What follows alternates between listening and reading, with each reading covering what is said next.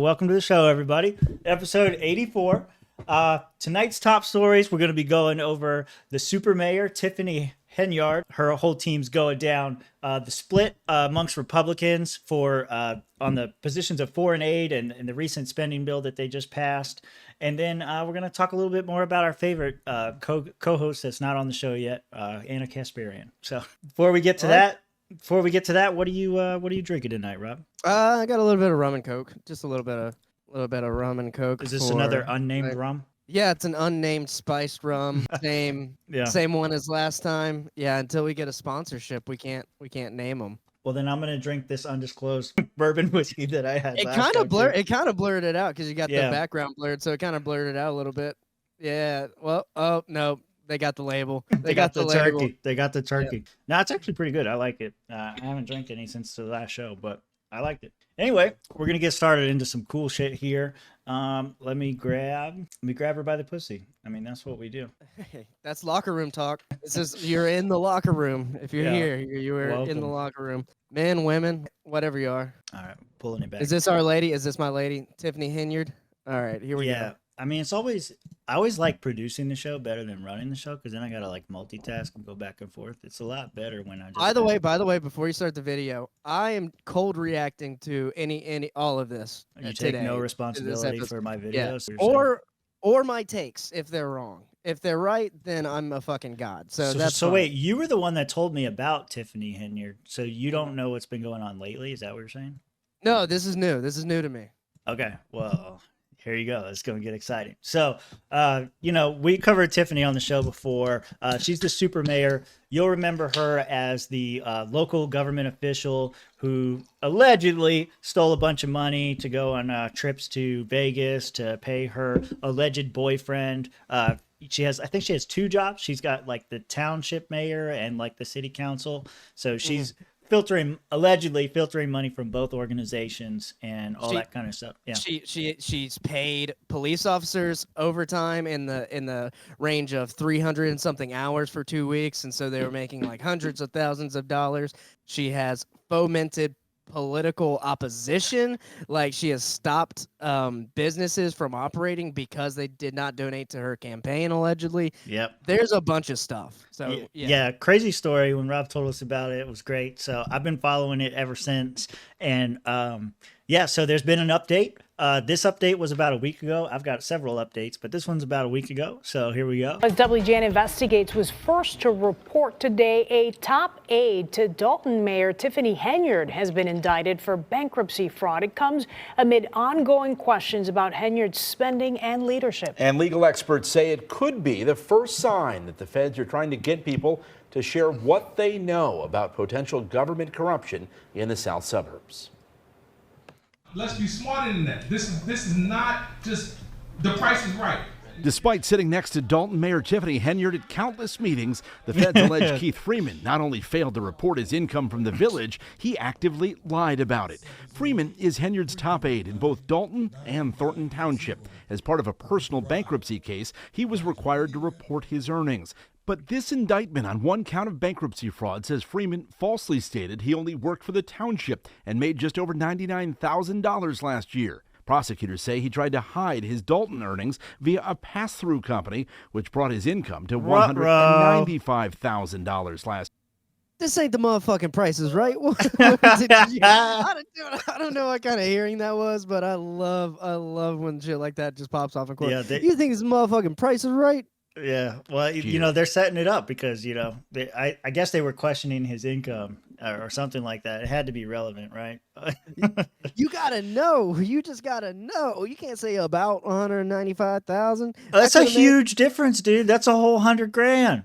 Yeah. So is it on top of that? These are both incomes. One from the township and one from the city council. And he only claimed, go ahead, I'll break down. They further allege the village of Robbins has a claim against Freeman for more than $90,000 he took without authorization from a previous post he held as village administrator there. This is long coming.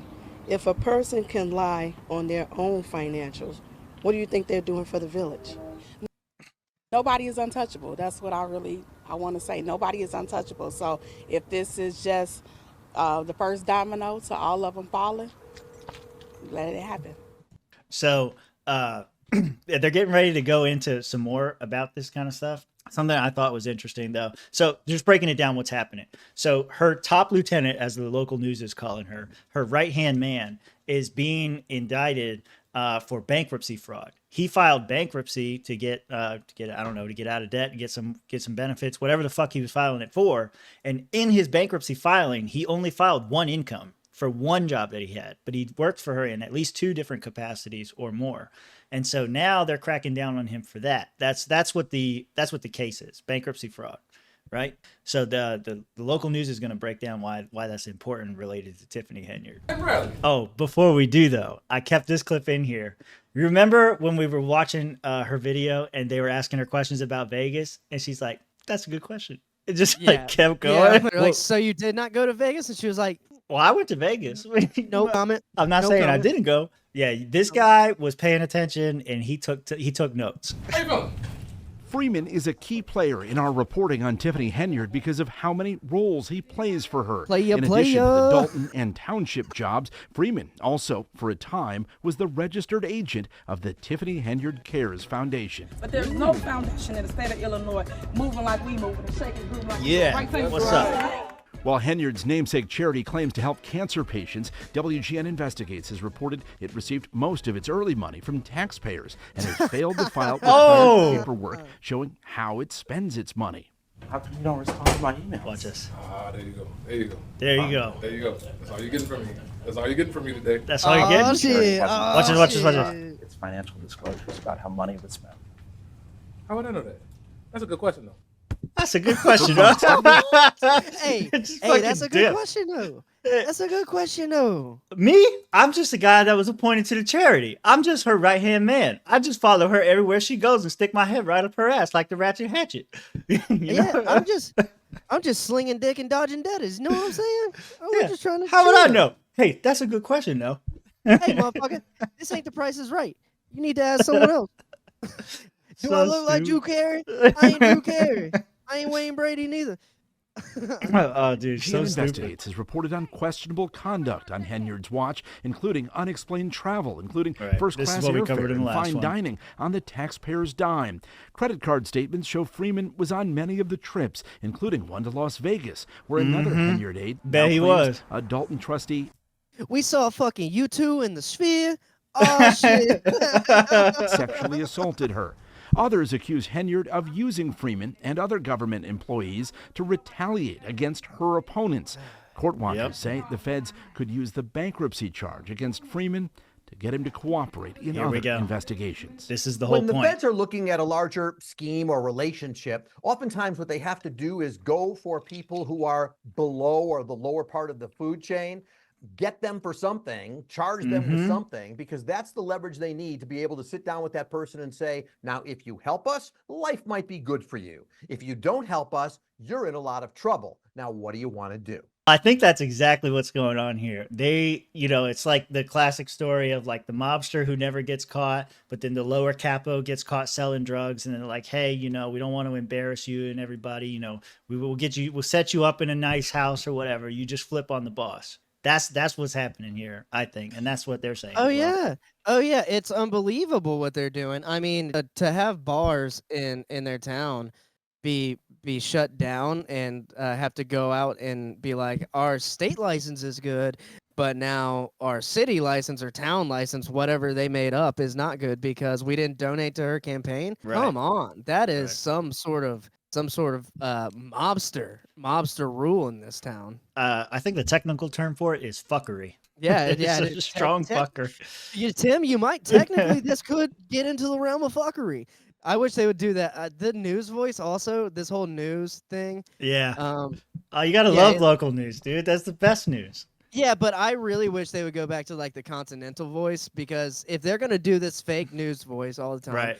just do the old timey, like man, Tiffany Henyard caught politically, stuff like that. That would be way better than what we're having to listen to now, because I hate it. I hate it so much. Well, I got bad news for you. It's not going to get much better. Not for you or for Tiffany's crew.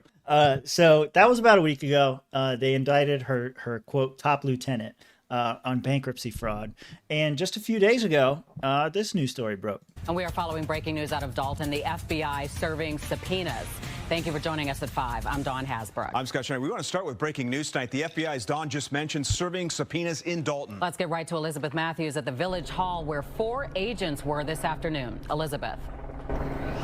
Scott and Don, it is all quiet now, but here's what Fox 32 has learned. We've learned that those 4 federal agents paid a visit here at the Dolton Village Hall around 2:40 this afternoon. They were serving, like you mentioned, 2 subpoenas.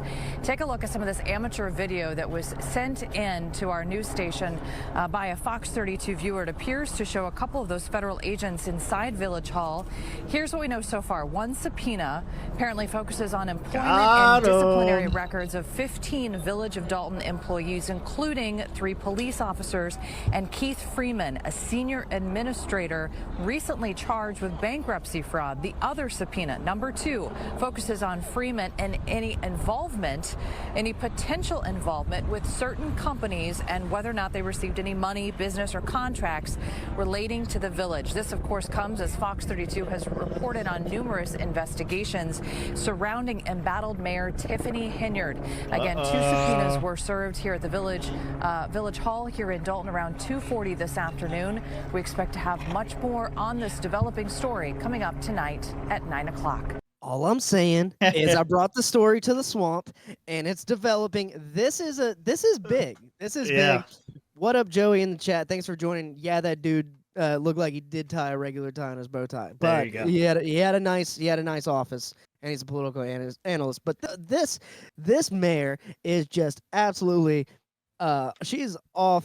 She's out of motherfucking pocket. I don't know how to put it in Illinois, Chicago terms, but man, she done fucked up. She done screwed the pooch. Yeah, no, and you know it doesn't get any worse than this. Like I don't know, Lynn. If I was Keith Freeman or whatever, I would be watching my back, because whether or not he ratted on her, it looks like he did because he gets indicted. And then a few days later, they serve subpoenas to the city council, and everybody getting in trouble. That's a great motherfucking question, ain't it?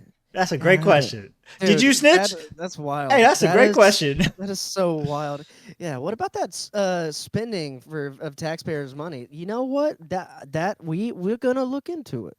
I think this one goes into it a little bit more, and then we'll be wrapped up with this story. But we're learning much more today about what exactly is in the subpoenas served by what the exactly FBI are in those Friday. subpoenas. That amid the breaking news ongoing just said it was allegations of subpoenas corruption in that community, and Dane Placco is live in Dolton with the update this afternoon for us. Dane.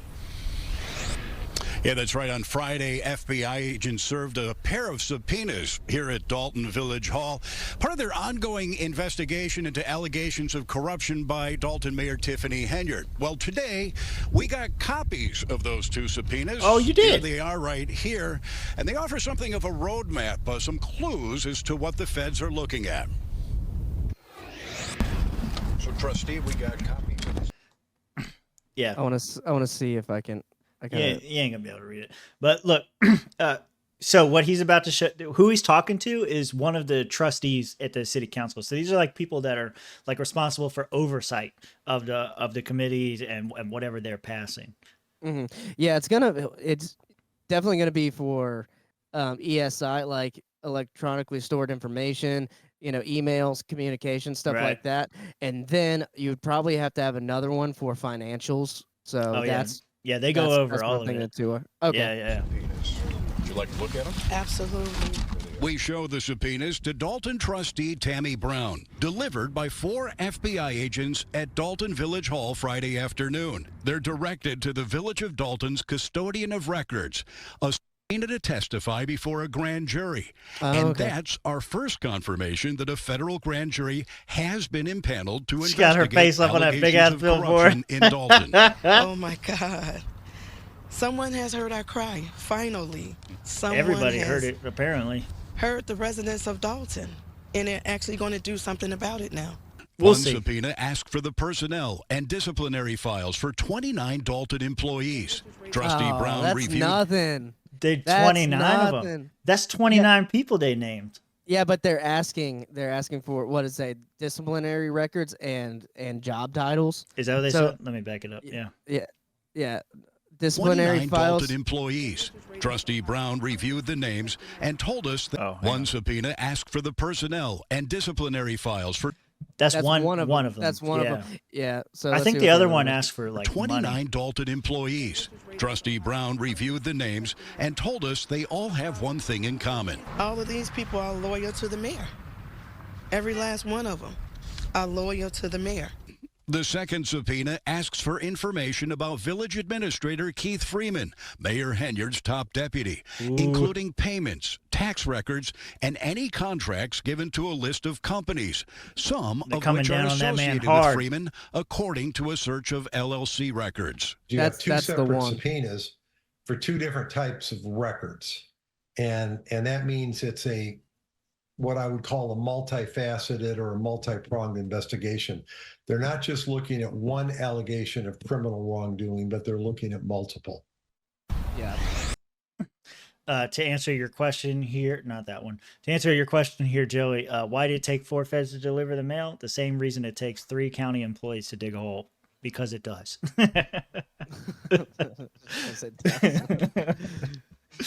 Yeah. I think that's pretty much it. Let's see. Yeah.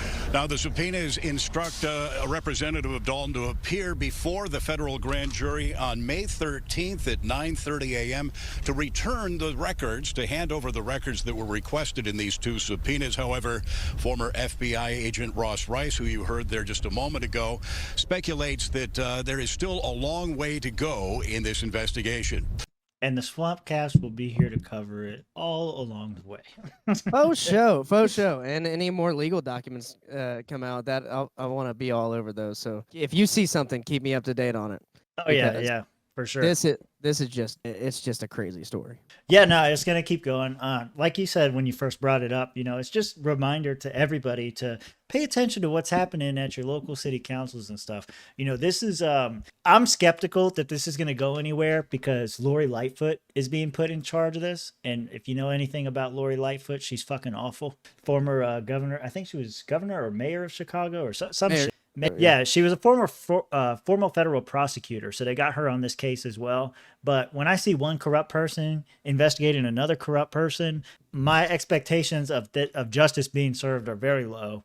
But maybe at the very least they'll get her removed and they'll put somebody else in there who's definitely going to be scrutinized just as much because of the recent tragedy of their bank account. Yeah. That's what I was going to say. That's the main takeaway. Just pay attention to your local politics because stuff like this happens. And it's like these people are super corrupt, even down, not just from the like FBI, CIA, the top, if you want to believe in deep state, all the way down to your local mayor, your village, representatives, whatever this is.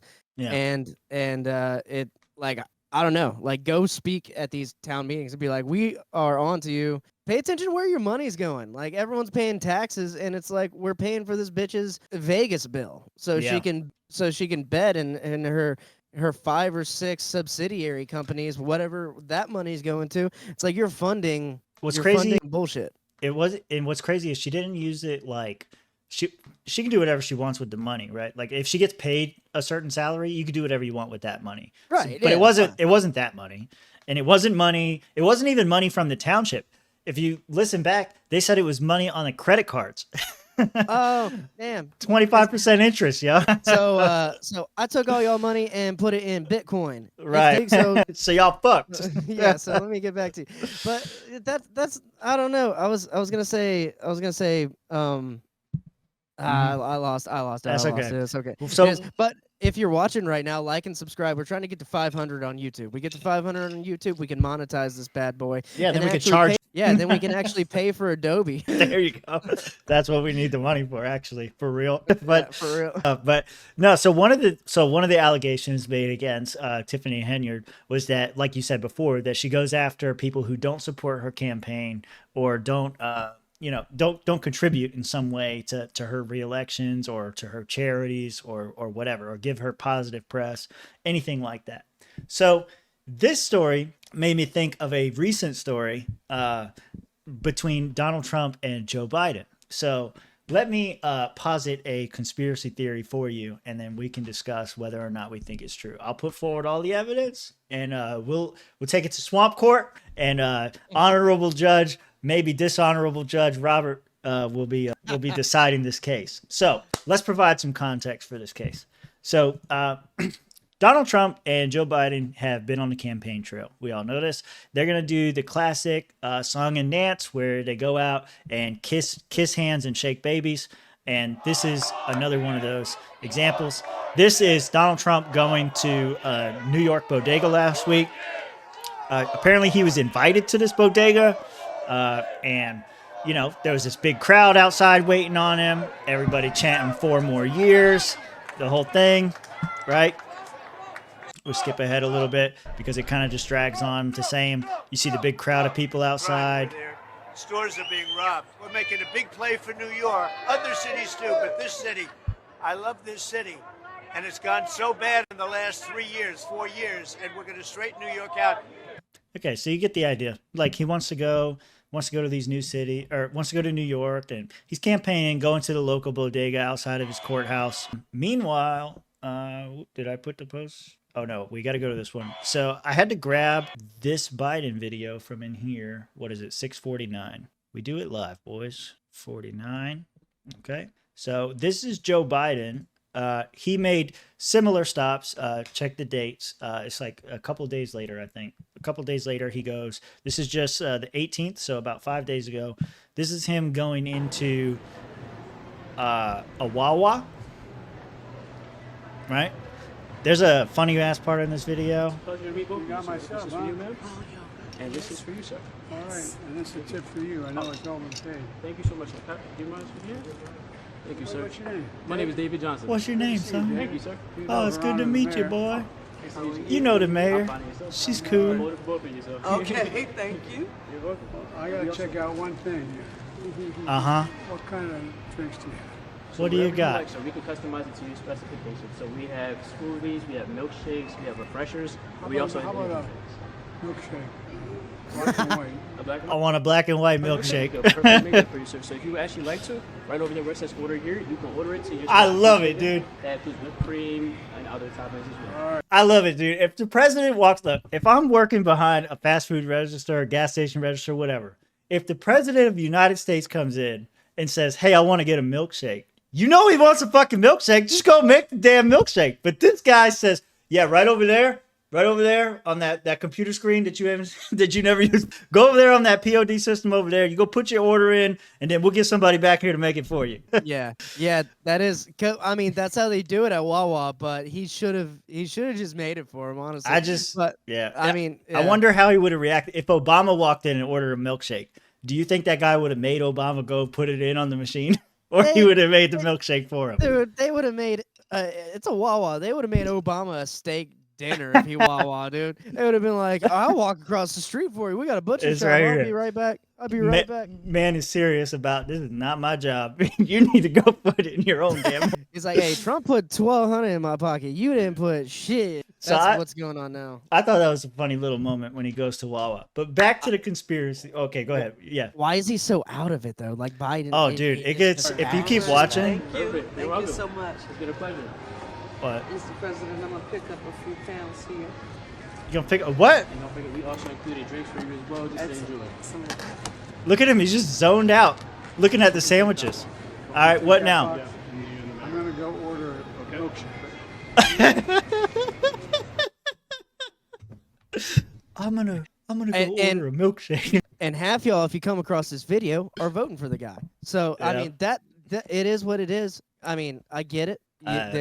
I don't get why you're voting for him. No. I get the situation. You're like, the lesser of two evils. He's not there, dude. He is not there. Yeah. He's not running the country. So one of the other stops that he made the stop same day. So this was another stop, but this one got reported. Oh, I was hearing about Sheetz. So we don't have them in our area, but apparently they are. There's a controversy with the Sheetz gas station chain because they are not going to hire. See, you're skipping ahead. You're skipping ahead. Okay. Okay, I told you. All right, I'll stop. You're skipping ahead. All right. So the same day, Biden also makes another surprise visit to a different gas station, this one being Sheetz. Because just a few minutes before he got to the airport, the president made a stop at Sheetz of all places. Pittsburgh's Action News 4 reporter Bob Mayo just told us that the store only got about 10 minutes notice. Bob asked what the president ordered and was told that it was a big online order that was mainly turkey subs. The president is set to leave Pittsburgh here within the hour. All right, so nothing really to it. They just say that he goes there and all that. Now, the conspiracy theory starts about here. So he goes to all of these campaign stops. The theory is that he's doing it in connection with Trump, because Trump goes to this bodega, gets this huge open welcoming and all this other kind of stuff. And then Biden goes to Wawa and to Sheetz, and you can see people don't really care that he's there. They're just kind of like, oh shit, there's the president. Hi, what's up? And also, sorry to interrupt, Trump also, like last week, I think he went to Chick-fil-A. Yep. In like Atlanta, Georgia, and he was like, I'm gonna buy everybody chicken nuggets and milkshakes. Yeah. And does that sound good? How does that sound, everyone? And like everyone was happy about it. It looked like a lot of people in there, and they looked like they had a good time. He's just kind of being personable, which also is kind of funny that if any libertarian presidential candidate walked into Chick-fil-A, they would just be ordering Chick-fil-A. Right. But you know, whatever. That's who we're voting for anyway. Yeah, so the theory is, this is how the story goes. So Trump goes out and makes his visit to a convenience store, has a good showing, gets a lot of good press from it. So the Biden campaign tries to repeat the same thing at two locations, at Wawa and Sheetz, and doesn't go so well. Actually, everybody's laughing at him because no one cares that he's there. That's the reaction on Twitter and other places of how it went down. The next day, this happens. Equal Employment Opportunity Commission is suing Sheetz for racially discriminatory hiring practices. According to the lawsuit, Sheetz has maintained a long-standing practice of screening all job applicants for records of criminal conviction and then denying them employment based on those records. The EEOC says that Sheetz hiring practices disproportionately screened out Black, Native American, Alaska Native, and multi-racial applicants, which violates provisions of Title VII. Is it though, or are they just keeping people with criminal records from working there? And that is the claim in this video. As the Biden administration filing a lawsuit against Pennsylvania-based convenience store Sheetz, accusing the company of violating civil rights law with hiring practices and discriminating against minority applicants. In a statement, Sheetz says it, quote, does not tolerate discrimination of any kind. Now, interestingly, on the same day that the chain... In a statement by their PR team, Sheetz says, shit. Says shit. I know. Don't do none of that. Was hit with this lawsuit from the president. I want to clarify, too, something she says, because she's mistaken in this. I looked it up. It took me a minute to find it, but it was not the same day. It was the day after they filed this lawsuit. The chain was hit with this lawsuit from the president. President Biden made a campaign stop at one of its locations. Mark, your reaction? Well, he needs to go back and let all those customers know that the prices for all that food in there is now going to go up because this lawsuit is inflationary, right? I mean, that's going to pass on a ton of additional... That's not what inflation is, you dumbass, but let's keep going. Cost to Sheetz. But look, there's no racial discrimination here. I mean, This is strictly people who did not pass background checks. They committed crimes. They didn't pass background checks. The government has no business getting involved in the hiring practices of the private sector. If they don't want to hire criminals, they don't have to hire criminals. Okay, Mark Tepper. Okay. Yeah. Yeah, he's on the same page as you. Let me cut her off real quick. Let me flip us over here. So yeah, he's on the same page as you. But I think so. The conspiracy theory that's being profited by everybody is this right here. So Monica Crowley, very famous conservative commentator, I guess. A few days ago, Biden meandered dazed and confused around a Sheetz convenience store in PA. Now he's suing for racial discrimination because they refused to do criminals. Are you awake yet? This one, and you know, it keeps going down here. Basically, the theory is that he had a poor performance at this Sheetz location, and that's why the Biden administration is turning on them with this racial discrimination lawsuit. I think they just need to bring him out more. I mean, get him some sunlight and, you know, let him see some people, answer some questions, you know, like Trump did when he was in office, or, you know, any other president ever who was out, like they'd be out in the public and they would actually answer questions. With Biden, they're like, one, and it's like pre done. It's like a ordained thing, and he answers it with like a one-liner, or like, what should you tell Iran if they want to bomb Israel? And he's like, don't. And then they're like, all right, he's done. Shoo him away. So yeah, just go out again. No, I don't think that's real. I think someone probably got pissed off for like not being hired, and they really needed a job, and they were like, we should go after them. I mean, because I don't know. I could see that, because who sued? You know, Biden didn't sue. So that's just a It's a federal organization. I think the same thing, but it came across my attention because I saw it on a liberal hive mind video where he's talking about how New York Mayor Eric Adams was complaining about crime. Ignore the child. New York Mayor Eric Adams was criticizing the Biden administration and federal government for allowing for all the illegals to come across the border and all this kind of stuff, and how it was creating crime in his area and other areas around the country. He criticized that, and then shortly after, his group, up there in New York, was investigated for crimes. And so the liberal hive mind video pointed at that and said, there's not everything in politics is coincidence. Sometimes it's retaliation. And the Biden administration has this huge track record of using lawfare to go against their opponents. And now it's this case where everybody sees a conspiracy everywhere. So now you see this thing with Sheetz where Biden walks into a Sheetz and has a poor reception, and then the next day his EOC or whatever the fuck it's called, some federal organization, goes after Sheetz for their alleged racial discrimination, all this kind of stuff. It's just, I don't know. I wanted to point it out because there are some dumb things that get said from time. There's a lot of legit conspiracy theories, but there's some dumbass shit that gets said all the time, and I think people are just so against one side. Like, I don't even think that people are so much for Republicans or for Democrats. They're just against the other one. And so they look for things like this to point to say, like, that person's wrong. They're obviously engaged in nefarious behavior. Honestly, I think it's stupid. What do they call it? Occam's razor? Explain, don't explain. If it can be explained simply, then that's the simplest explanation is probably correct, right?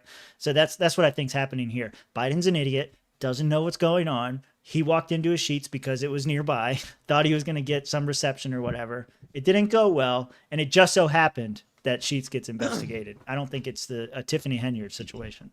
No. And yeah, I think you're going to probably see a lot of conspiracy theories like this until the pendulum swings in the opposite direction, where both sides are conducting this kind of lawfare, because that it kind of needs to happen, because it's only been one-sided for me as far as I've seen. And I am a little biased. Obviously, we're on this side. We're on like the libertarian side of the aisle, right, which is like basically not funded or we're not going after anybody, And so it's gonna keep going that way until Republicans start suing Democrats for maybe unfair practices. But then it gets worse, doesn't it? Against them. I don't think it gets better. I think it gets worse at that point. I mean, yeah, it does, but also it's kind of like that. If one side's fighting, then it's going to push so far that way. If that side's fighting, I feel like you kind of meet in the middle somewhere, right? And then the justice system, judges and lawyers will have to start just being real again and being honest, and not pushing these political agendas inside of our law. Right. Yeah. Well, another split that's happening, left versus right, all that kind of stuff. Another split that's happening is right versus right. The conservatives are tearing themselves apart over foreign aid. This has been fun. So Candace Owens left, and they're pretty much just like running around with their heads on fire. Oh, yeah. No, it's not going well for them, let's say. I need to go here first. House passes foreign aid bill to Israel, Ukraine, and Taiwan. So again, we called it again. Yep. One mo again.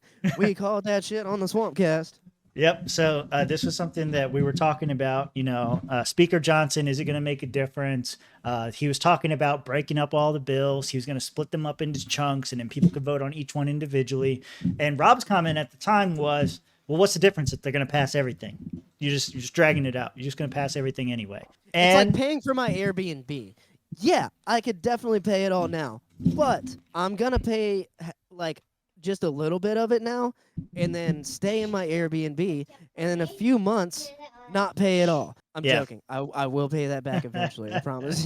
Those people. What we need is Speaker Massey. Yeah, he comes up in this story. By the way, the government did fund my Airbnb stay. That's also on the bill. Oh damn. Yeah. You should really check. We should really check where our taxes go. Yeah, you got to read those bills before you pass them. You know. So they passed. I think it was $95 billion between all three countries: Israel, Ukraine, and Taiwan. So we're getting involved in the Chinese bit. In the Ukraine. In the Ukraine. The Ukraine needs money too. So anyway, Africa. Yeah, so the House Representative passed $95 billion aid package. Each portion of the package, which was broken down into separate bills, received bipartisan support. A majority of Republicans, 112, voted against aid to Ukraine, with one member voting present.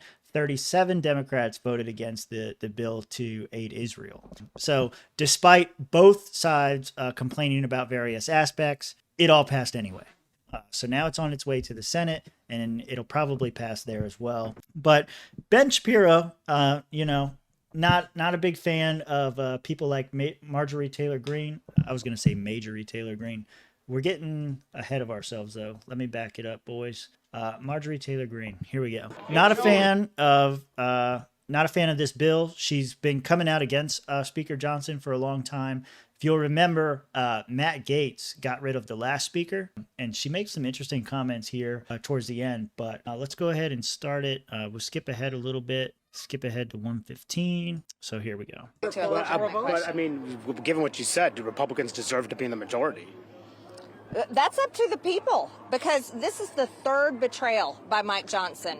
He delivered about to lay out the case against him. Funded the Department of Justice, 91 federal indictments against President Trump, funded the FBI that raided Mar-a-Lago, gave him a brand new FBI building, funded Joe Biden's open border policies that are killing Americans every single day. Then he reauthorized FISA that spied on American citizens, spied on President Trump's campaign, and he voted against the warrant requirement, the same warrant requirement that he was for 6 months ago. And then he did this bullshit in here on the House floor, foreign war package that does nothing for America.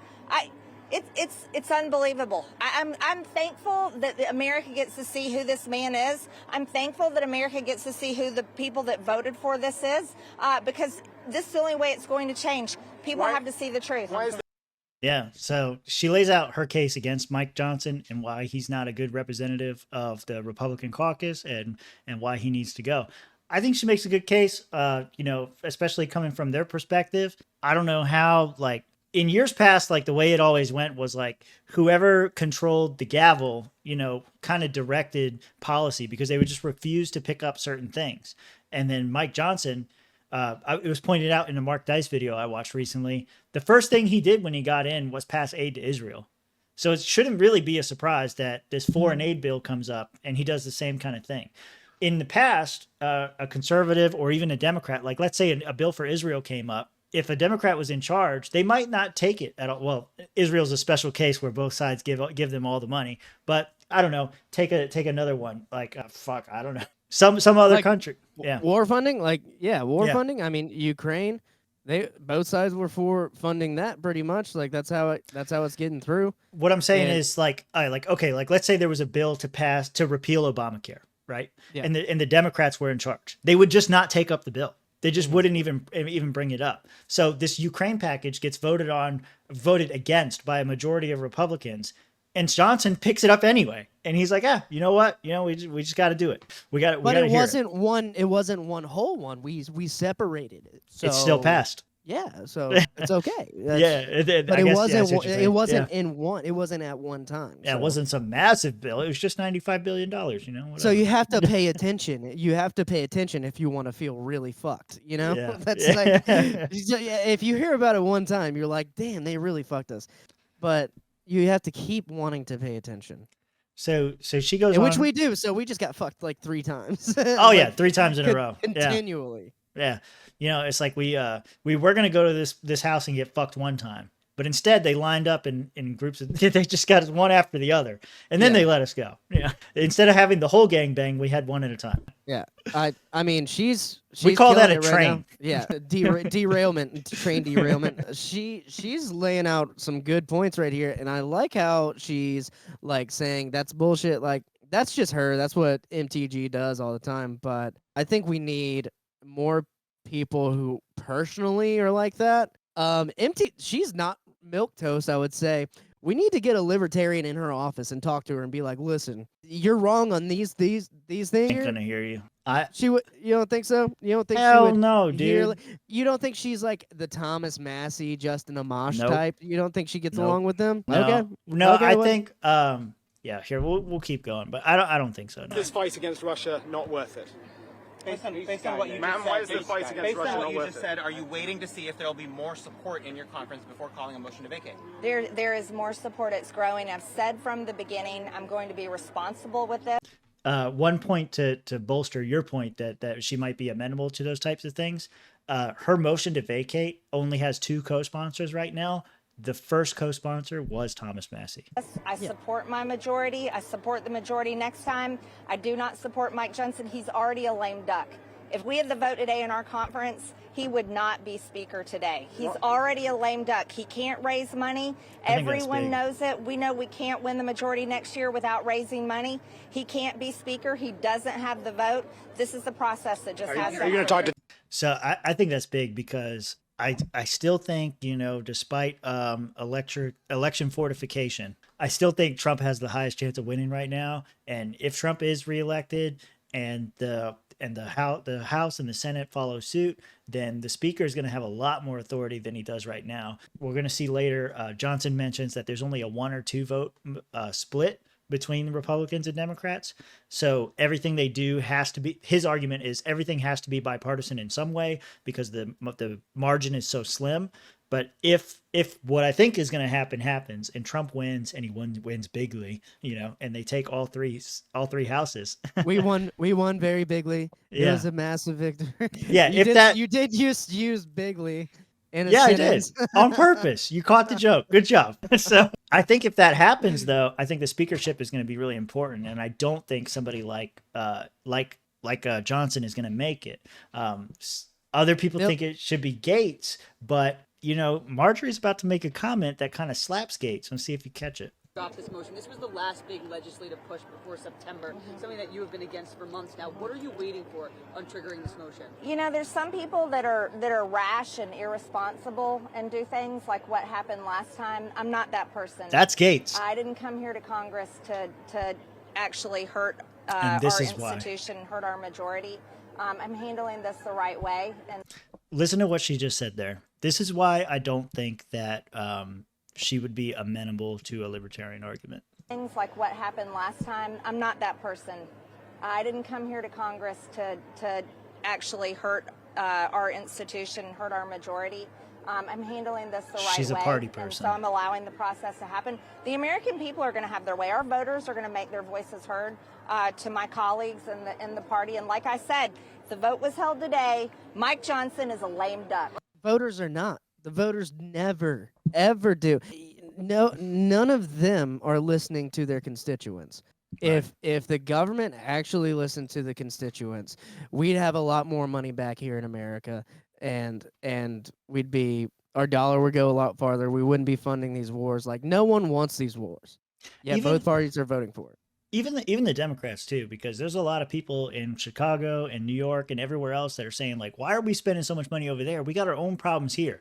Even the more left-leaning people, they might have sympathy for those in Gaza or whatever. They might have those things that they care about.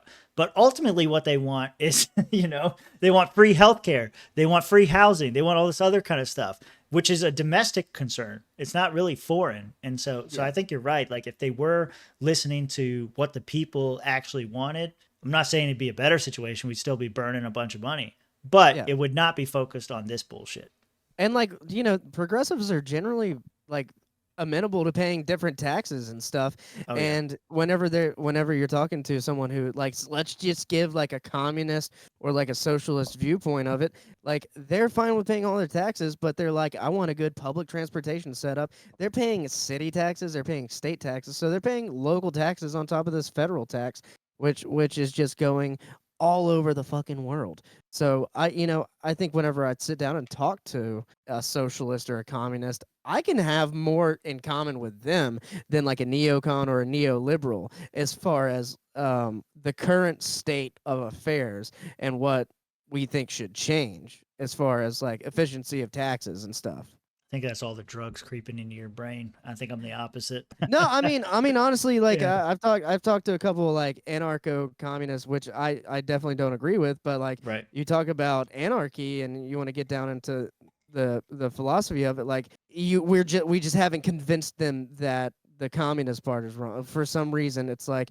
yeah, but it's not anarchy if you're communist. Like I don't know how to get through with them on that point. So that's just my bad. They aren't people. Yeah, I don't know what it means either. I don't know. Yeah, I don't know. It's an oxymoron, really.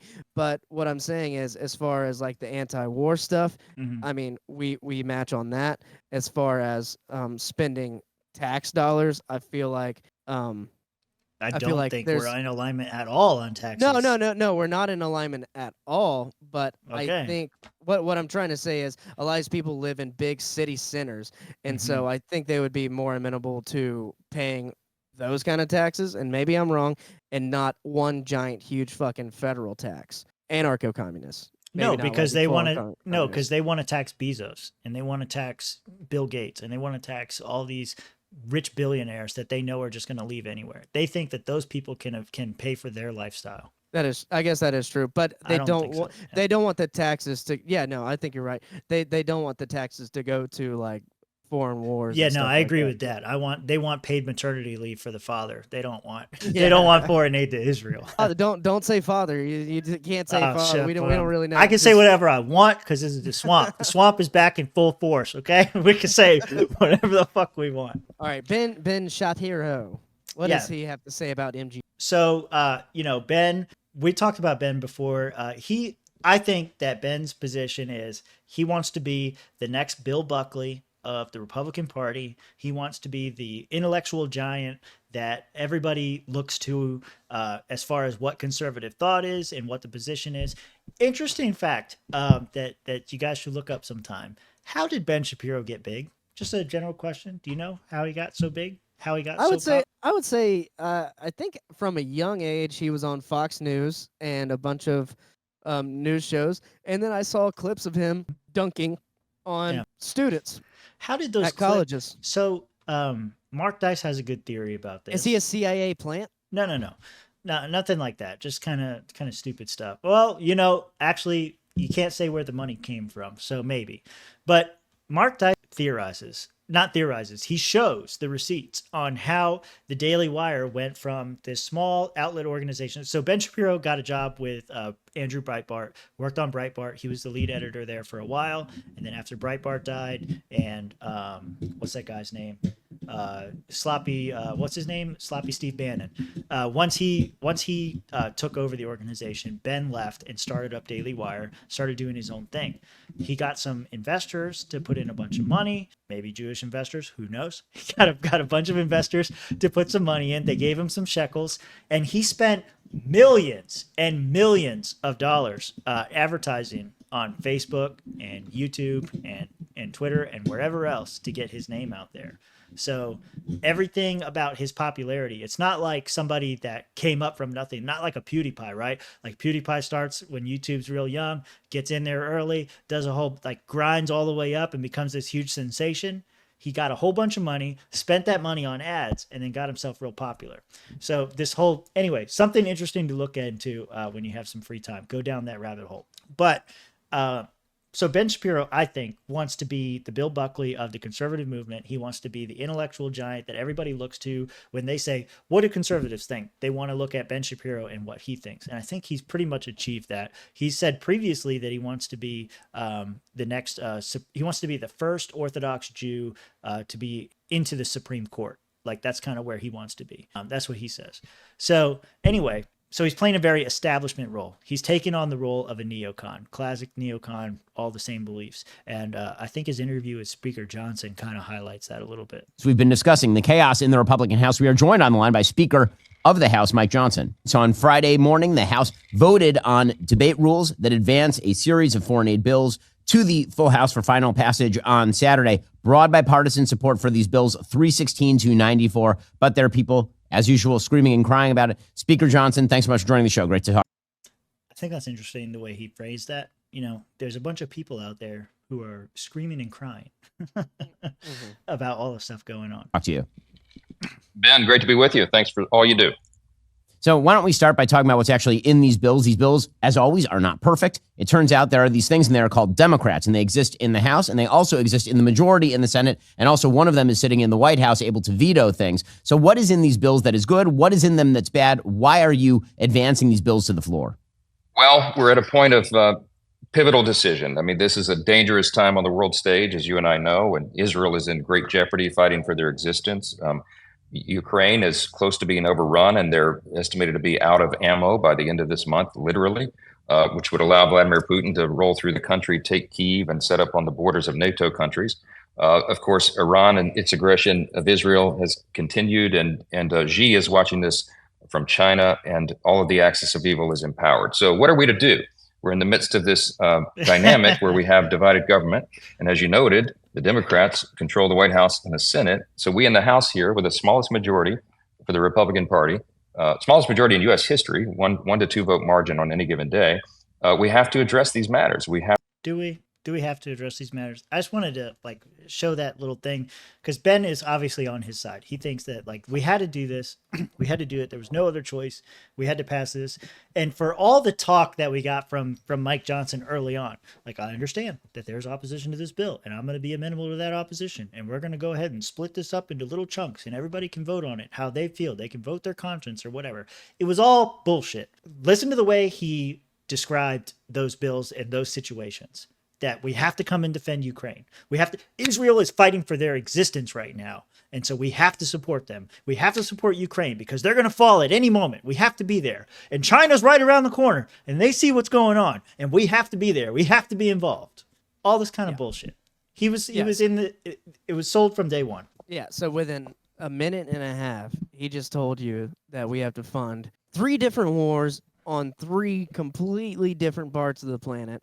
And probably then some. Yeah. This is the state of our country.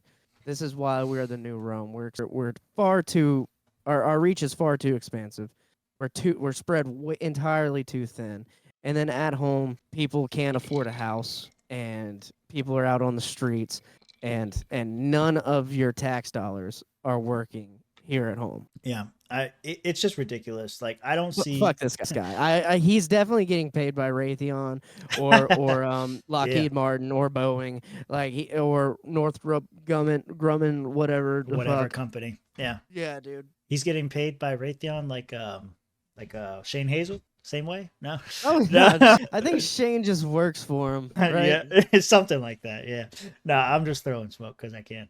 But anyway. That's why I love libertarians are like, fuck this country, fuck the war machine, and then we'll be like, but we got to make money somehow. Yeah, but we got to do it somehow. We got to make some money. We open up the ATF store to all foreign countries, but no domestic buyers. Anyway, so Ben Shapiro, this is not this position from him, this neocon position, this isn't anything new. So Ben Shapiro lately has been on a warpath to purge what he calls conspiratorial cranks from the right. And the article is pointing out his recent feud with Tucker Carlson, which we're going to get into for a little bit. He's gone after Candace Owens, allegedly for her takes on Israel and her disapproval of our foreign aid to them. Douglas McGregor was another one that's been targeted by Ben Shapiro recently. This article classifies him as anti-Israel. I don't know much about Douglas McGregor's comments, so I don't know if that's true or not. Marjorie Taylor Greene, he's gone after her as well, especially for her condemnation of Speaker Johnson and all the problems that they've been having lately, which we just went over. But now he's kind of turning the gaze of Sauron towards Tucker Carlson. And Tucker Carlson kind of brought it on himself a little bit in a recent appearance on Joe Rogan. So this Hill story kind of talks about that a little bit. So we'll let them kind of showcase the dispute that he's having with Tucker Carlson now. Tucker Carlson criticized his own side, conservatives, for being cavalier about the U.S. dropping the atomic bombs on Hiroshima and Nagasaki. Here he is on the Joe Rogan podcast talking about this. Let's watch. Did you watch this podcast? Yeah, the Tucker and Joe Rogan one. Yeah, if you guys haven't seen that, you need to go watch that because it's pretty good. It starts off talking about aliens and all kinds of shit, but if you're here, you're probably into that anyway. So you know, it starts. Tucker was on one on that one. I will say he started off strong, and then he went into stuff about Watergate. I won't spoil it, but that was pretty crazy. Good. Yeah, it was great story. Watch. I love, by the way, that people on my side, I'll just admit it, on the right, have spent the last 80 years defending dropping nuclear weapons on civilians. Like, are you joking? Right. That's just like prima facie evil. Yeah. If you can't, if we hadn't done that, then this, that, the other thing, that was actually a great savings. Like, no, it's wrong to drop nuclear weapons on people. And if you find yourself arguing that it's a good thing to drop nuclear weapons on people, then you are evil. So what do you think about his statement right there? Yeah, no, generally, I think that the 2 bombs that we dropped on Hiroshima and Nagasaki, we probably shouldn't have dropped. Yeah. I think the war was coming to an end, and from what I've seen, like even the fire bombings of Tokyo killed thousands of innocent civilians. I mean, as libertarians, we're anti-war, and just setting the tone that it can be done, it has been done. Mhm. Is something that should be taken very seriously. Yeah, I think he makes in what you're kind of alluding to too. I don't know, maybe you are, maybe you aren't, but in that interview with Joe Rogan, he does mention that, like, the Japanese were losing the war, they were ready to surrender, like everything was already kind of going in America's favor, and we dropped the bomb anyways. And so, the argument he makes there is like, anytime that you're trying to justify dropping nuclear bomb on an entire city, like this is an explicit war crime, in my opinion. Like, you're bombing known civilians. This is not a targeted strike at a general or something like that just happens to have casualties. We're dropping this bomb on Nagasaki and Hiroshima. We're going to kill 1 million people. And not all of them are going to be soldiers. Not all of them are going to be in favor of this war. Doesn't fucking matter. We're sending a message. America's here and we fucking own this place. And they're dropping that bomb. I don't see how there's justification for that. Whether we're winning the war or not, like, once we cross that line, we're the bad guys. You don't just go around and kill people indiscriminately and get to claim that you're the hero or some liberator. That's kind of where I fall on it. But, Ben Shapiro, he doesn't quite see it that way, and she's about to show that. Meanwhile, fellow conservative Ben Shapiro dragged Tucker's take, calling it a left-wing position. God forbid. Let's play it. It is mutually assured destruction and nuclear deterrence that has kept the world largely from sinking into another World War III-like mass casualty morass because of the horror of dropping the nuclear bomb on Hiroshima and Nagasaki in the first place. By the way, when he says things like, how exactly would you justify? Why are we talking about how many lives it would save? It's just wrong to drop the bomb. Well, no, actually, if you end up saving more lives than are cost by the dropping of the atomic bomb, then it is morally justified to drop the atomic bomb. And that happens to be the reality of the situation. What do you think about that comment? I don't think it's the reality of the situation. I mean, like you said, we had already defeated Germany. There was victory in Europe Day before victory in Japan, and let's say because it is debated whether Japan would have continued to fight the war. Let's say they did continue to fight the war, we would have still been firebombing all their cities just without the nukes and the residual radiation and shit like that. And to me, the government of a country is separate from the people, right?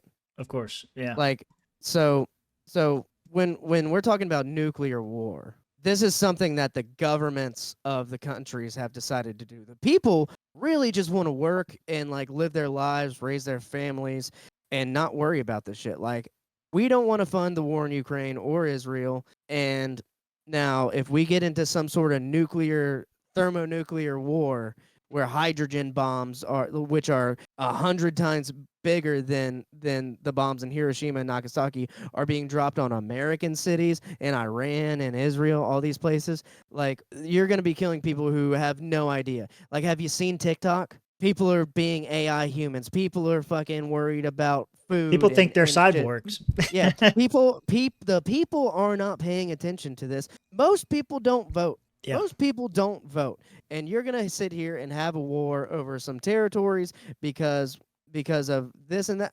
and then they're going to get a bomb on them one day. So tell me how that's right.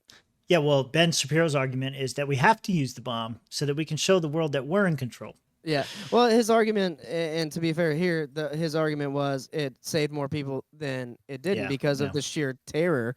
But you kind of admit that it is terrible in that own statement. So we have to kill 1 million civilians to show this country that we mean business. We're not to be fucked with. How is that any different than a terrorist organization? How's that any different than somebody that like comes to America, I don't know, knocks down a couple towers and kills 3,000 people and says like, we're not to be fucked with, you know? How's that any different? I don't know.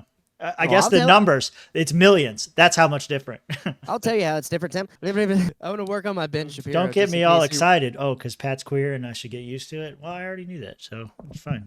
I didn't see I don't see the chat. You gotta open it. You gotta. Okay. Here we go. It's not working for me. Why does Ben look more like a twink than he used to? I'm here and I'm queer, so get used to it. Don't get Timmy all excited. Let's go. Okay. Yeah, man. Ben, since I've been listening to him, and I like listening to Ben Shapiro, I used to like listening to him a lot, but he has never been against a war. No. Since I've been following him, I don't think he's been against a war. Even the Iraq war, like I think Tucker came back and he was like, that was one of my biggest mistakes. I don't think Ben's ever said anything like I looking back at it, I don't think we should have gotten involved in Iraq, yeah. Yeah, and maybe I'm wrong about that. Chat, let me know, but I really wish he would I don't know, I really wish he would be on our side on this. Yeah, well, but he's not. He's just not. He is anti-libertarian. He knows for sure. He knows the arguments and he rejects them whole. And then I've also been noticing him and Steven Crowder. They like to straw man a lot of libertarian. Oh, of course, yeah. And like especially Crowder, he mentions it all the time, and he mentions like the left-leaning libertarians, like the Lars and Chase libertarians, and they're like, "Oh, now don't say private businesses can discriminate against you for code, blah blah blah." And it's like, dude, you're just straw manning this whole political party, but whatever. Yeah. Now, I think they do it because at the end of the day, they're just like Marjorie Taylor Greene. They are for the party. They want their side to win. It's some of it, you know, Ben has his principle and it's Israel, you know, Steven probably has his principle as well. I tend to like Steven over Ben, even though Steven seems to be a shittier person, but you know, personally, but yeah.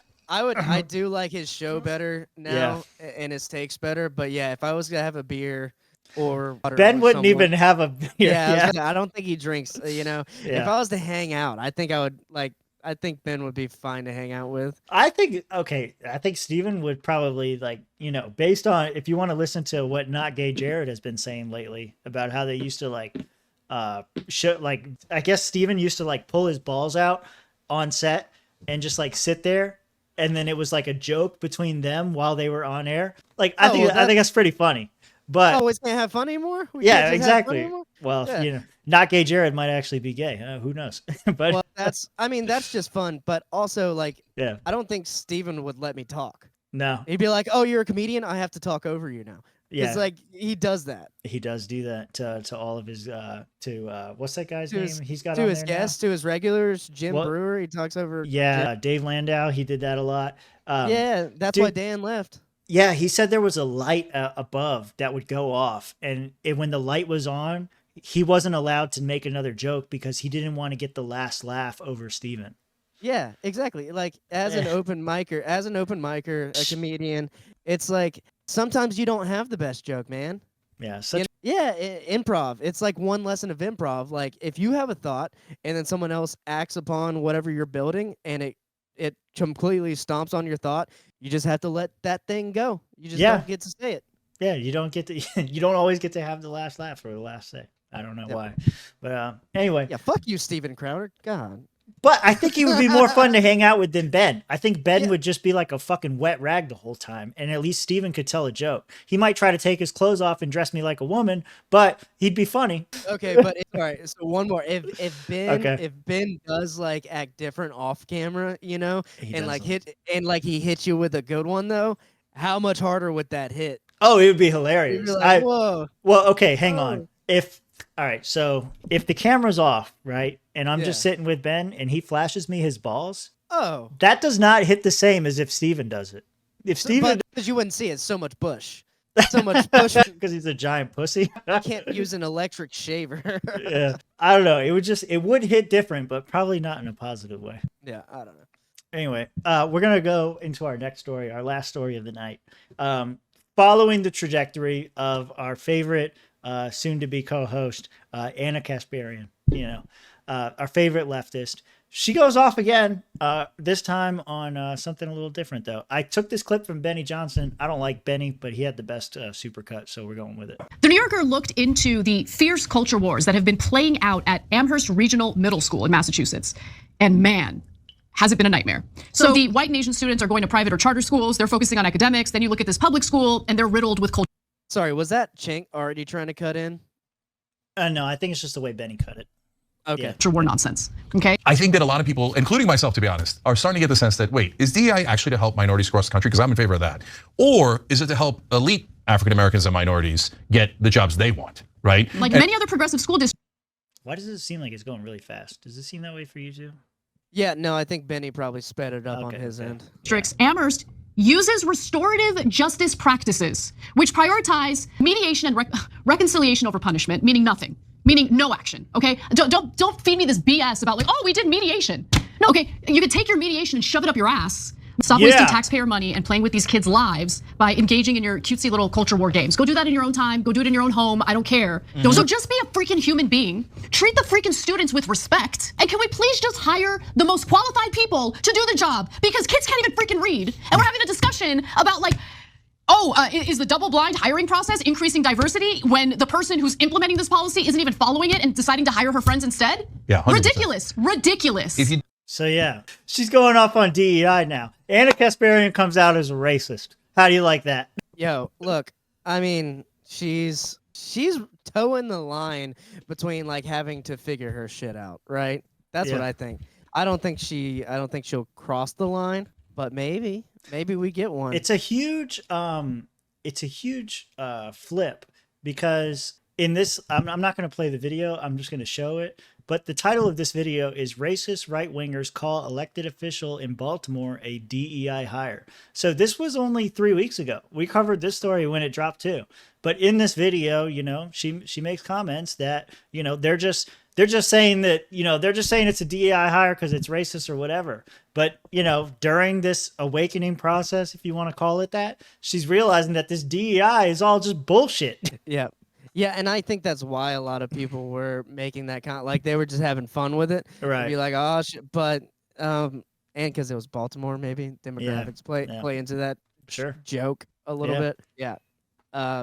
Yeah. Ana, read some Mises, read some Rothbard. Get with us. I mean, when she talks like that, Pat, or is Ana Kasparian hot now? When she talks like that, you like. It's like seeing a girl with a gun, Yeah, Joey, not just you, bud. Not just you. She hasn't quite passed Martha Bueno for me yet, but she's getting there. She's getting there. I tell you what, has not passed Tulsi Gabbard, has not passed Martha Bueno, has not passed Lauren Boebert. Man, those Boeberts are rocking, dude. That is insane. Now, listen, more serious. I've heard people theorize that she's going to vote for Martha status is achievable for Ana. Is that what you're saying here? Yeah, Martha status is definitely achievable. She's still milquetoast. I think she's still. You think Ana's still milquetoast? She's mostly milquetoast, but like she's getting there. She's getting there. It's fine. if we have like 3 more stories about her getting it's going to happen. It's going to happen. Taking the libertarian pill, whatever color pill you're on now. Yeah.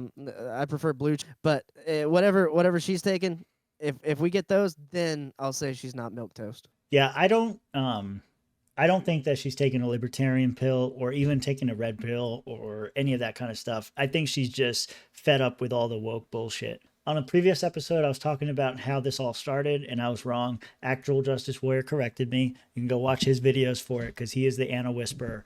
But anyway, the thing that actually started it for her is she was assaulted on a subway or on a train or a bus or some shit like that. She got sexually assaulted. She came out about it and was talking about how these people on the bus were groping her and touching her and whatever, and it was uncomfortable. And then everybody on the left was like yelling at her like she was the problem. Like, you don't understand what these people go through. like it's somehow her fault. And then her car was broken into. So then the whole crime thing, and then the Kyle Rittenhouse situation happened, where not the actual story, because when she covered the story, she was very infamously saying like, oh, he crossed state lines with a gun. She was pressing like all of the same talking points, but then later came out and corrected herself and said, well, I actually never seen the video with Kyle Rittenhouse and how he defended himself. And had I been in his situation, I would have done the exact same thing. And then like that kind of like really started to like, everybody started to turn against her. People are calling her the next Dave Rubin. I don't think it goes that far. I don't think that she's going to come out as some kind of conservative or whatever. I think she's part of more of the Bill Maher left, where like they're just kind of against the political correctness, the woke stuff, but all overall are still in favor of a lot of socialist programs and policies where they want to have, like I said, paid maternity leave for fathers and all that kind of stuff. Some people have theorized, I want to get your take, does she vote for Trump? Oh, no. Does she vote for RFK? I mean, she's going to say who she's going to vote for, maybe. She will say. I think she Maybe. will say. Yeah. Yeah, dude, I don't know. I don't think Biden's earning anyone's vote, really. Yeah, okay. Does she vote for Biden? I mean, if it came down to Biden or Trump, yeah, but I think she might do a throwaway and maybe go. I don't know about RFK. I think she doesn't like the vax take on RFK. I don't see her going Jill Stein. Like, maybe just doesn't vote. Like, dude, I don't know. Yeah, that's a good question. That is a good question. How will Ana Kasparian vote? I can't predict what she's going to say on TYT any week now that she's taken these takes. So I don't know. And speaking of Bill Maher, he did have a good take this week that his crowd was pretty fucking shocked about. Are you pulling the clip for it? I'm trying to find it. Yeah, you go ahead. I don't know that I don't think she's going to vote for Biden.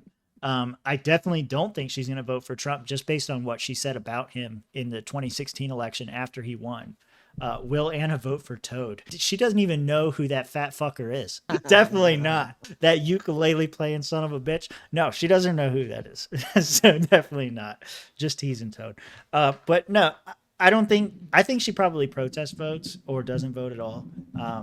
I don't think she goes for RFK either. I think it's funny that everybody's pointing at her now and saying that she's some kind of Dave Rubin or whatever. My theory is that because Cenk is going along with this too. In the beginning, he kind of wasn't. But I think what happened is Ana came out, said all this bullshit.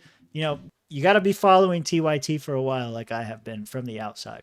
TYT's been losing money. Haven't been doing good. Memberships are down. Subscriptions are down. The whole thing. And so they've been pushing. And I think when Ana first started coming out with these, let's call them anti-left takes, the views started going up. The support for Ana started going up.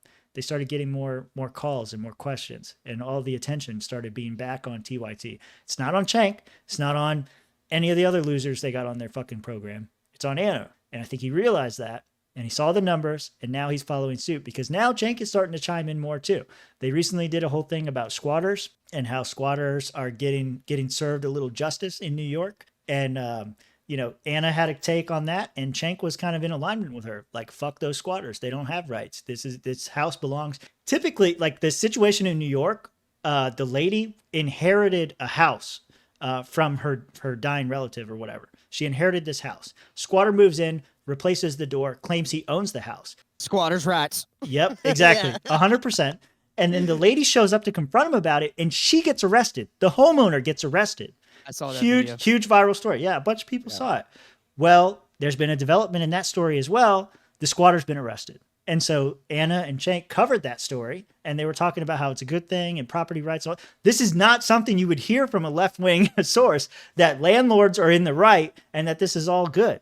So I think that Cenk has recognized that the shift against woke maybe is profitable, and maybe Cenk is the real Dave Rubin. I think Ana's probably going through a genuine change where she's anti-woke, but I don't think she's right-wing or anything else. And then Cenk was on Dave's side. Cenk was on Dave Smith's side of the Israel-Palestine debate. Not really same side, but they were on the same side of the panel kind of deal. So maybe Dave Smith kind of slipped him a little bit of sauce while he was there. Maybe he slipped a couple of them some sauce. He handled Dennis Prager pretty good, honestly.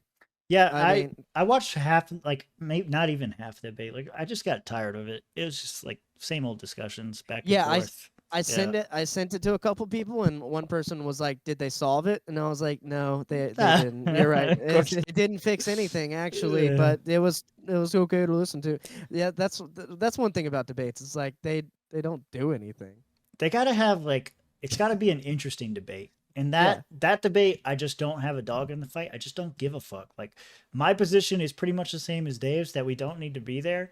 But he gives all these other historical events and all this other bullshit that I just don't care about. And so I just tune out of the debate. I don't give a fuck what Israel's reason is. I don't give a fuck what Palestine's reason is. I don't care.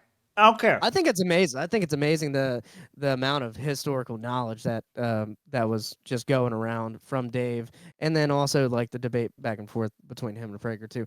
I did add the Bill Maher clip. It's a clip from one of the Daily Wire girls. I forgot her name.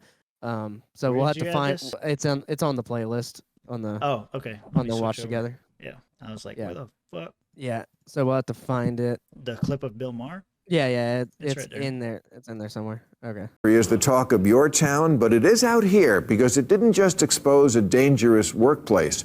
It also exposed hypocrisy. Because it must be pointed out that when the evil governor of Florida was saying the exact same thing about kids and creepy stuff at Disney that liberals now find intolerable at Nickelodeon, he was dismissed as a hick and a bigot. But why would a kids' content factory like Disney be all that different than the one at Nickelodeon? A 2014 CNN report discovered that at least 35 Disney employees had been arrested for sex crimes. Dude, if you live in Florida, you know this. I feel like this shit happens once a month. It's clockwork. Some fucking pedo gets arrested at Disney. Against children. You know who they are when you see them just alone at Disney. Oh yeah. Yeah. I'll reserve comments for the after show, but yeah, definitely. At Nickelodeon. A 2014 CNN report discovered that at least 35 Disney employees had been arrested for sex crimes against children, and in 2021, Disney child star Allison Stoner confessed she only narrowly survived the toddler to train wreck pipeline. And I'll pause there. Allison Stoner has an amazing series where she details the toddler. There is Hit Show. Not just how prison got her started. Them, of course, are going to slip through the cracks. Maybe they have no priors. So the clip I'm looking for is about the drag queen story hour. He actually went in on the drag queen story hour thing. Yeah, maybe they've never committed a crime, but oftentimes you will find that they are on sex offender registries. They have previous convictions of crimes, and somehow they are slipping through the cracks. And that becomes the fault of places like Disney and Nickelodeon. Sure, Nickelodeon messed up Amanda Bynes, but the Mickey Mouse Club was where Britney Spears got her start, and she's perfectly fine. Good line.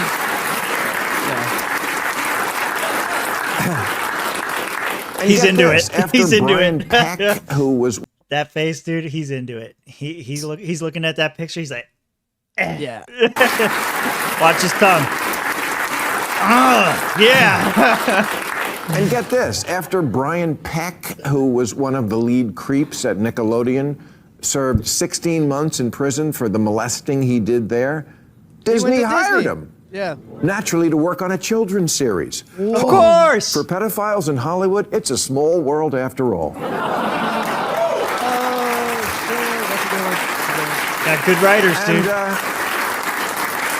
And not just Hollywood. There are Instagram moms these days who are practically only fansing their itty-bitty beauty queen daughters by having them wear skimpy Children bikinis pageants? and eat bananas to Not build fucking social cool, dude. media stardom. They're called sharenters, a hybrid of sharing and parent. It is amazing to hear all of this. I'm gonna come. You can't say that after looking at children's pageants. I didn't say that. Trump said that. Disavow. Disavow. 7 minutes, 52 seconds, I think. Okay, so we're almost there. Yeah. Where the W lies, and this is one of them. I call them pimps, a hybrid of pimp and That was stupid. You got me there. And people who believe in social justice have agreed this is wrong and this is bad, and exposing kids to an adult world of lurid costumes and garish makeup borders on abuse. Now hurry up and get in the car. We're late for Drag Queen Story Hour. Oh! Oh! Yeah! Not that there's anything wrong with being a drag queen, but maybe it's time to admit that sometimes drag queen story hour is more for the queen than the kids. Sure, kids love a clown, but does the... Listen to the fucking crowd, dude. This is a Yep. left-leaning crowd, and like you got two or Like, three wait guys a in there minute. who got dragged there by their wives, and they weren't expecting this. And then did you hear the guy? He goes, like, just listen. Yeah, I want to run it back. Yeah. Go ahead. Hour.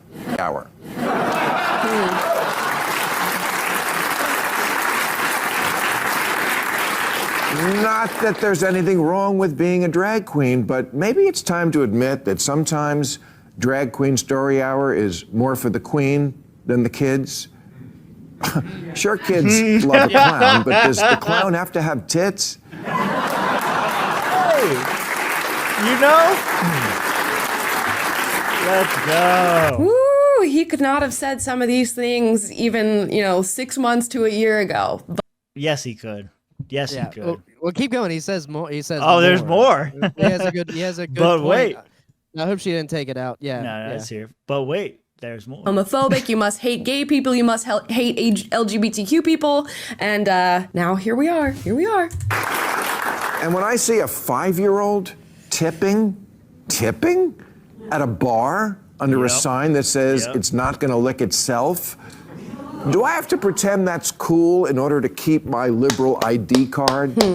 Sorry, I can't do that. Let's fucking go. If you want kids to be more tolerant, why not have handicapped people read them stories? Kids are more likely to encounter disabled people than drag queens in life. Geez, can't we just go back to the good old days when kids were read simple stories with simple morals like, if you're a lonely single man, just make a boy out of wood. Yo! Bringing it back to Disney. Got him. I've said it before, wokeness is not an extension of liberalism anymore. It's more often taking something so far that it becomes the opposite. Teaching kids not to hate or judge those who are different, great. Proud we got there, all for that. But at a certain point, inclusion becomes promotion. And contrary to current progressive dogma, children aren't miniature adults wise beyond their years, they're morons.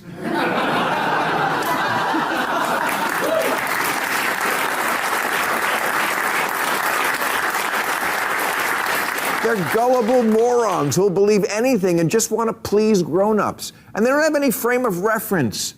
So they normalize whatever's happening. That's why endlessly talking about gender to 6-year-olds isn't just inappropriate. It's what the law would call entrapment. That's it. So he's on the hot seat for the progressives this week after releasing that. Yeah. I love it. I don't know anything about this girl. Pat wants to know if Black Bay is based. Yeah, she's a part of the Daily Wire. Oh, great. Okay. No, but it was a good clip that she pulled out there. I wish all of Bill Maher shows were like that. But if you watch his interviews with like Patrick Bet-David and some others, he doesn't do so well. Yeah, no.